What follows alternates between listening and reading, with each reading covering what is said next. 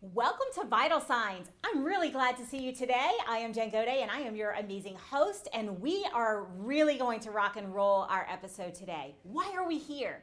Because it is so vitally important that we know what's happening in the world. How are we able to improve our health, our well being, and really achieve our peak human performance? We do that by bringing experts in to speak to everything. And as you well know, we've been doing a lot of conversing around mental health and well-being over those last several weeks.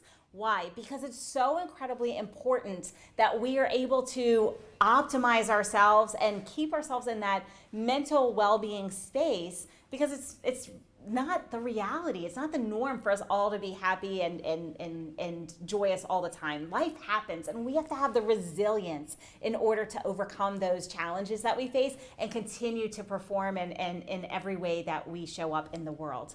I want to remind you that anything you hear on this show is not medical advice. Please consult with your medical practitioners before implementing anything that you may hear on today's show. But without further ado, I want to introduce to you a dear friend of mine. She is a best-selling author on resilience, which is our topic of the week. So welcome to the studio, the expert in resilience, Jenn Henry. Hi. Thanks, Jen, for joining us. I'm really excited to talk to you about this because you have a tremendous personal story regarding resilience. And I've known you for quite some time. I've heard your story a few times. And you've published a book about resilience. You've just turned everything into just amazingness that you're now helping clients with all over the world. And so talk to me a little bit about your story, your journey, and how can we, my viewers and our listeners, take the next step and build that resilience into our life? That is such a loaded question, and we only have a little bit of time, so I will get straight to the good stuff. I was an only child. I had both my parents. I had horses. I had property. I had everything handed to me. And yet I was miserable. I had no idea who I was. I had no idea what I liked or what I wanted or needed. I never, I was whoever I needed to be in order to fit in order for you to like me, in order for me to make other people okay. And I was like chronically codependent. I literally would do anything to fit in. And so as I started to venture into public school at about 12 years old, in middle school, I had excelled greatly when I was a younger kid. When I was in elementary school, I had top marks. I was testing top 2% of the nation and doing incredible on my exams. But when I got put into public school, I had struggled because I was completely bored out of my mind. And so what ended up happening is I was hanging out in the bathrooms and I was hanging out with people that knew how to, deal with boredom. Only we were bored for different reasons.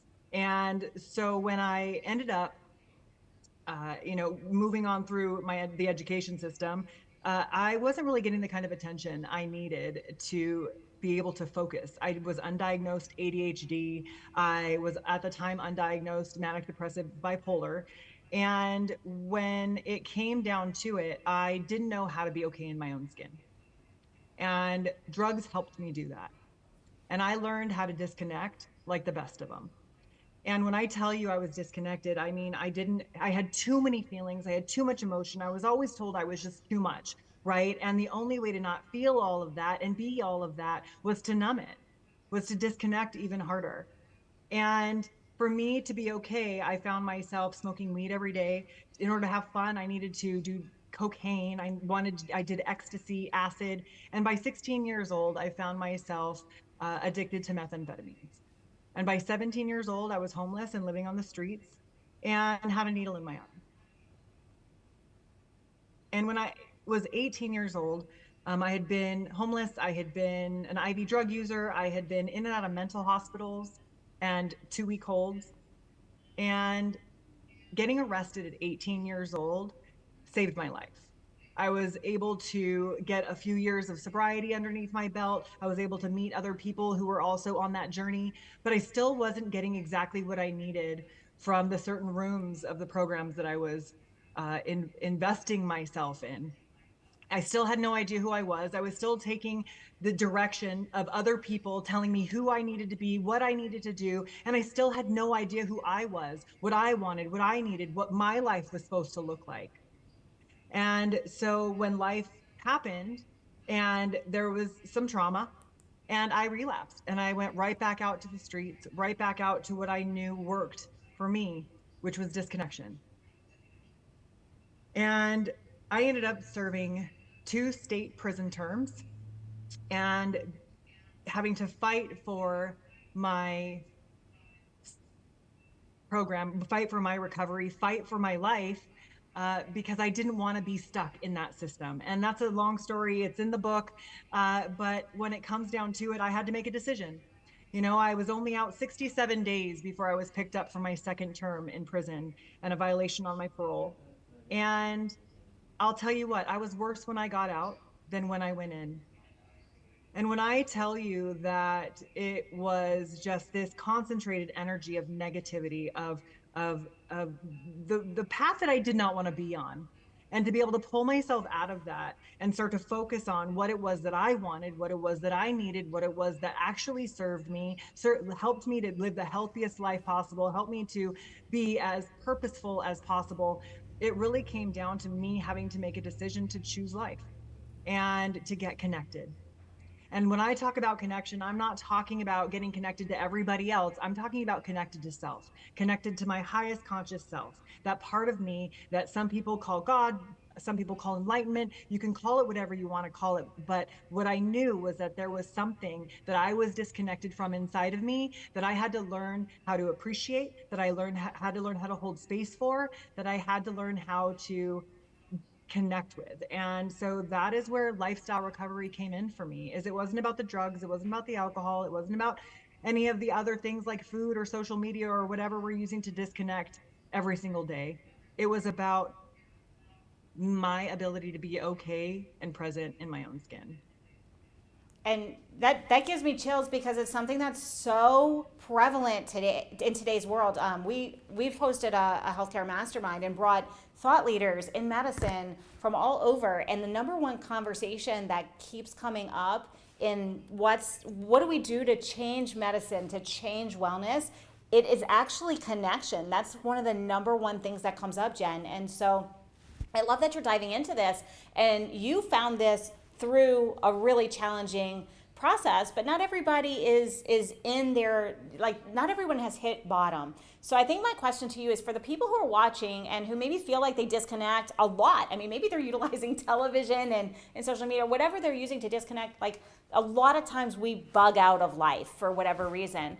Like, what is that one thing for those people who this story really resonated with today that people could start to do that can help them reconnect with self, higher self, themselves, what get connected from that personal standpoint first, so that then they can start to actually open up instead of numbing out on whatever mechanism that they're utilizing? I would say this is a multi-prong answer, but I will give 2 simple steps. One would be get clear. So get curious and get clear, right, on what's going well and what's not. And I have my clients or my readers, it's in the book, it's a practice in the book, to take a sheet of paper, draw a line down the center on one side, what's going well in your health, what's going well in your career, what's going well in your education, all of the things, the different spokes in your life. And on the other side, right, what's not going well? What isn't necessarily going the way that you would like it to be in these different areas of your life, your relationships, your home environment, your workspace. What is not going well, and start to get clear on those things. Because for me, when I tried to get connected and they asked me, oh, I went to rehab, I signed up for rehab right after my second term in prison, and I'm in this program, and these counselors are asking me, where do you see yourself in 10 years? And I just laughed to myself because I thought, I don't even know what I want for lunch. Are you kidding me? And my perspective was so skewed because of where I had come from, because of, well, I didn't want I didn't want the fancy house, the cars, the money. None of that meant anything to me. I'd had that. And then I'd been in a place where I'd had nothing. And I learned how to be okay with or without. But that wasn't the point. The point was, what do I actually want? not what am I willing to put up with. And so I got to get curious. Like, now that I know what's not going well, what I don't think is going well, what do I want instead? And getting curious about what is that? For me, it wasn't about all the stuff. It was about sanity. It was about identity. It was about purpose. Like, who am I? And I wanted to learn how to be okay in my own skin. Honestly, in order for me to do that, I had all of this. I'm sure you can feel this energy, right? And I didn't know what to do with it or how to identify it. And so I started moving. So I would say, get curious and get moving. It may be uncomfortable. It may be as simple as walking in place. It may be as simple as laying down on the ground and stretching. It may be as simple as going for a walk with your dog or around the corner. It may be something extreme like going and starting to lift weights and go to the gym and do HIIT exercises, which actually I fell in love with.